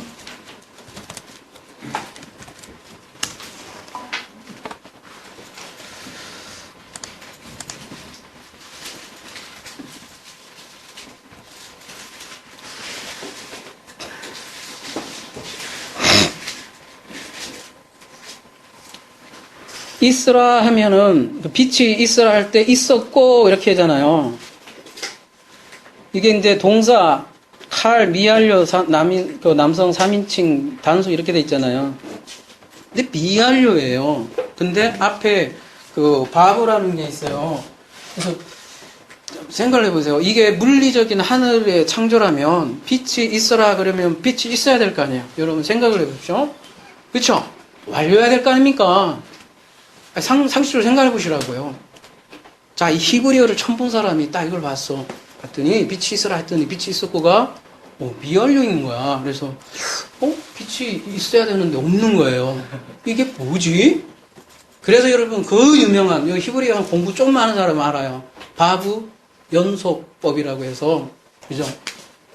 그 미완료인 그 동사에 바브가 붙으면 시제가 존이 된다. 그러니까 과거가 된다. 이렇게 딱 만든 거예요. 이거는 원래 모세가 얘기한 게 아니라 현대 누구야 게제니우스? 아니요. 마스라도 아니고 1800년대에 게제니우스라는 사람이 그 히브리 문법의 대가거든요. 그 사람이 다 만든 거예요. 여러분 창세기 또 자세하게 얘기했지만 그 바라가 여러분 3인칭 남성 단수예요. 예? 근데 엘로힘은 남성 복수예요. 그래갖고 이게 말도 안 되는 거예요. 그죠? 그러면 복수인데 어떻게 단수의 동사를 봐도 그러니까 장음복수 해갖고 엘로힘을 단수로 취급해버려요, 그냥. 장엄하다, 이래갖고. 누가 그래요? 그 성경에서 그거 만약에 복수면 어떻게 할 건데? 쌍수예요, 여러분. 그래서 엘로힘과 바라는 맞지 않는 단어예요. 너무 옆으로 좀 센 얘기지만, 무슨 얘기냐면, 그래서 우리가 히브리어를 그대로 이거를 보는 훈련을, 우리 히브리즘으로 봐야 될 훈련을 좀 해야 되는데, 이 다섯은 그대로 표음이고, 이 표음 안에 담겨있는 뜻은, 예를 들면 아까 아버지가 이게 표음으로 보면 그냥 아버지예요. 그죠? 겉으로 보는 음가는, 소리는 아버지예요. 근데 이거는 상인 문자라고 해서 우리 현대인들은 그냥 아부하면 아버지인 거예요. 근데 이 의미는 아버지가 그냥 아버지가 아니라 하나님의 성전이라고요.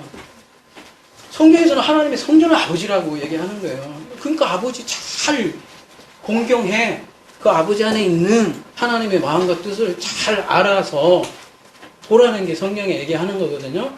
그걸 표음인 거예요. 하나만 더 할게요. 이게 너무 중요한 개념이라. 예를 들면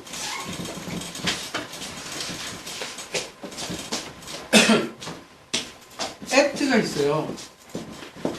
액트는 우리들 그냥 대격이라고 돼 있죠, 여러분. 한번 창세기 1장 1절에 보면 그냥 대격 이래놨고 이게 아무 뜻도 없어요.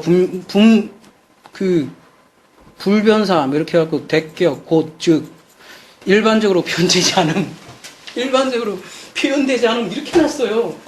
이해가 안 되거든, 자기들이. 여러분, 성경에 한자라도 날릴 거 있는, 생각해보세요. 1.1획도 패할 수 없느니라, 그렇게 얘기하면서, 이거 뭐라고요? 저기, 일반적으로 표현되지 않음. 이게 사어가 된 거예요, 사어. 그러니까 말하자면. 죽은 언어가 돼요. 그러니까 늘 이 정도로밖에 느끼지 않고. 근데 이게 액트만 연구하는 사람이 있는데요. 이게 장난 아닌 단어예요. 이거 하나만 해도. 이게 처음과 끝이잖아요. 네? 알레프가 마지막까지 언약으로 완성한다는 게 이게 액트거든요. 액트 뒤에 뭐가 붙어 있으면 뭐가 되냐면 뒤에 하늘이 나오잖아요. 그죠? 하샤마임. 그러면 이게 무슨 하늘이냐면 처음부터 끝까지 완성하는 그 하늘, 이렇게 얘기하는 거예요. 무슨 얘기냐면 이게 옛 하늘부터 새 하늘까지 내가 완료하겠다, 그런 얘기예요. 그러니까 이 하샤마임에다가 에트가 붙으면 처음과 끝이 내가 다 계획을 가지고 있다는 거를 가지고 있는 단어가 에트라고. 그러니까 근데 우리 현대인은 뭐냐면 단순히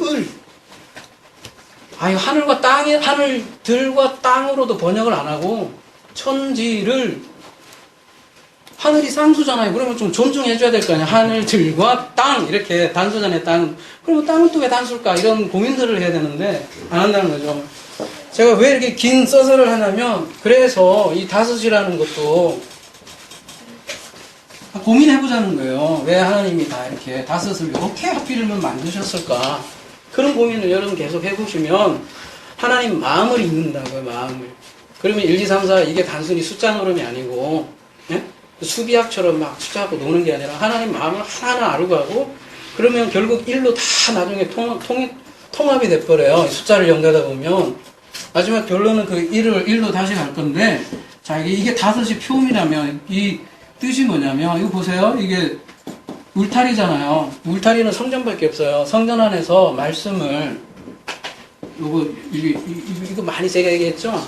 인내 아랫인데, 막 씹어 먹으면서 분석하라고, 되새김질하라고. 성전 안에서 말씀을 되새김질하라고. 그게 오해예요. 그러니까 그래서 율법인 거고요. 근데 그 말씀이 없는 사람들은 뭐요? 이를 갈리라 하잖아요. 이는 어떨 때 이를 갈냐면 말씀이 없을 때, 그냥 헛니 도는 거예요. 헛바퀴 도는 거예요. 저놈은 귀하게 해서 이 가는 게 아니라 성경에서 이를 간다는 거는 말씀이 없어서 이를 가는 거예요. 그냥 헛니 도는 거예요. 그런데 이게 257 하나에서는 숙련된 군인이래요. 이게 무장된 사람이래요.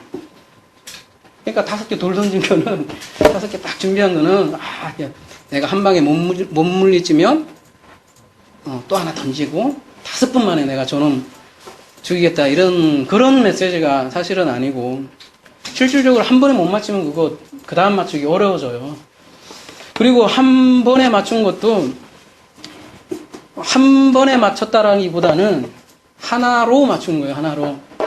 5개를 가지고 있는데, 예? 이 5개를 1달란트 하나로 맞추는 거예요. 그래서 그 5라는 거는 지난 그 순서상 5번째 그 성막에 보면 기구가 있거든요. 5번째 기구가 분향단이에요. 그죠? 그 분향단이 기도를 상징한다고 그랬잖아요. 그리고 기도는 뭐의 수단이냐면 전쟁의 수단이라고 그랬어요. 전쟁할 때는 반드시 기도가 필요해요. 그러니까 골리앗과 다윗의 싸움은 뭐냐면 결국은 골리앗은 하나님을 모욕했잖아요. 그게 더러운 말이라는 거예요. 그걸 사탄이라고 한다고요.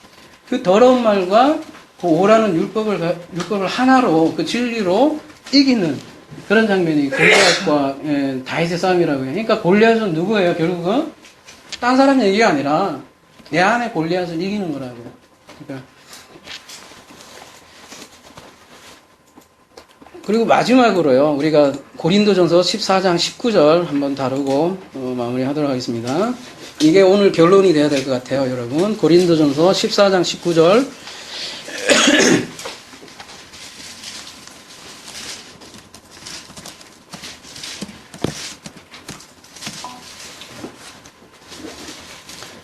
그러나 교회에서 내가 남을 가르치기 위하여 깨달은 마음으로 5마디 말을 하는 것이 1만 마디 방언으로 말하는 것보다 나으리라. 여러분, 왜 하필 바울이 이런 얘기를 했을까요? 참.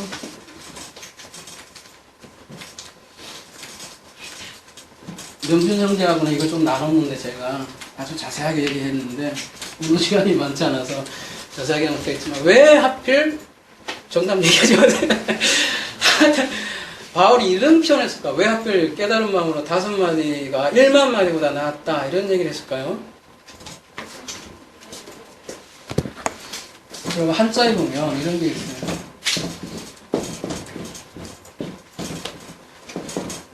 이게 무슨 자일까요? 말씀? 어짠네. 말을 5개로 입으로 말하는. 그러니까 여러분 한번 한 문제 정도만 내고 되잖아. 한 문제별로 줘야 입잖아. 한문만 제대로 이렇게 깊게 들어가도 이제 복음하고 맞는 것. 희한해요. 한문은 무슨 그게 그러니까 종교가 하나였다는 게 맞는 것 같아요. 근데 하여튼 왜 하필 이 5개로 말하는 게 말씀 뭘까? 희한해요. 보면서 희한한 게 한문인 것 같아요. 근데 이 말씀어라는 게 단순히 말하다라는 뜻도 있지만 깨우치다 또 가르치다라는 뜻도 있거든요. 말씀어가 한번 네이버에 한번 지식에 한번 들어가 보시면 있어요. 굉장히 많아요. 말씀어가 굉장히 많은데 깨달으다 가르치다인데 지금 사도 바울도 깨달은 마음으로 5마디 말하는 게 1만 마디보다 낫대요. 그러면 이 5마디는 뭘까요? 우리가 지금까지 나눴던 율법을 최로 깨달아서 그죠? 얘기하는 게 예언이고 그게 1만 마디보다 낫다. 이거 14절 고린도전서 문맥은 그거잖아요. 교회에서 자꾸 쓸데없는 소리 하니까 못 알아먹는 얘기 하니까 그걸 방언이라고 하잖아요. 그죠? 알아듣지도 못하고 하나님도 못 알아들어 먹는 그 방언 있잖아요. 그러니까 그냥 깨달은 마음 5마디 하는 게 1만 마디 방언보다 낫다 그 얘기하는 거잖아요. 왜 하필 1만 마디라고 얘기했을까요? 그럼 또 그러니까 여러분 성경을 이렇게 하면 생각을 할 수 있을 것 같아요. 아까 율법을 깨달은 마음으로 진리로 얘기하는 게 낫다. 이게 크게 이제 얘기할 수 있는 것 같고 아주 더 구체적으로 얘기하면요. 여러분 창세기 1장 1절 한번 가볼까요?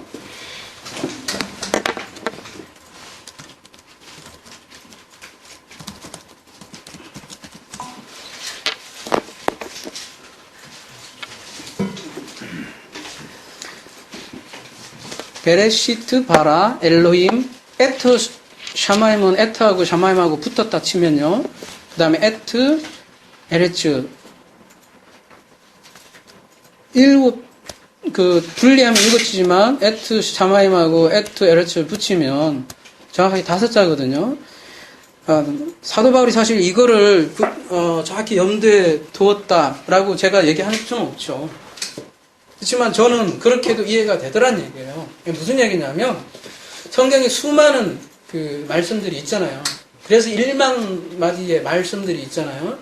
근데 그거 대충대충 아는 것보다 그거 자기도 모르고 떠들고 설교를 하고 남들 전도하고 다니는 것보다 창세기 1장 1절이 무언지 한번 제대로 깨달아봐라. 그러면 그게 1당 100이 아니라 5당 1만이라는 얘기라는 거죠. 그러니까 여러분 권고하는데요. 차라리 창세기 1장 1절을 또 관상기도하는 게 아니라 관상기도하는 게 아니라 그래서 원문 보고 진짜 하나님 마음을 한번 읽어보세요. 그러면 하나님 심장이 쿵쿵 뛰는 게 저는 느껴져요. 이거는 하숙복 다른 거는 잘 몰라서 안 느껴지는데 이건 하루 보니까 쿵쿵쿵 느껴집니다. 그래서 여러분 그렇게 될 때 이게 문자가 아니라 더 이상 하나님 내게 주시는 마음으로 들려지고 그럴 때 우리가 앞으로 6일, 7일로 넘어가는 징검다리가 되고 여러분 그런 진리의 전쟁에서 승리할 거라고 믿습니다. 기도하겠습니다.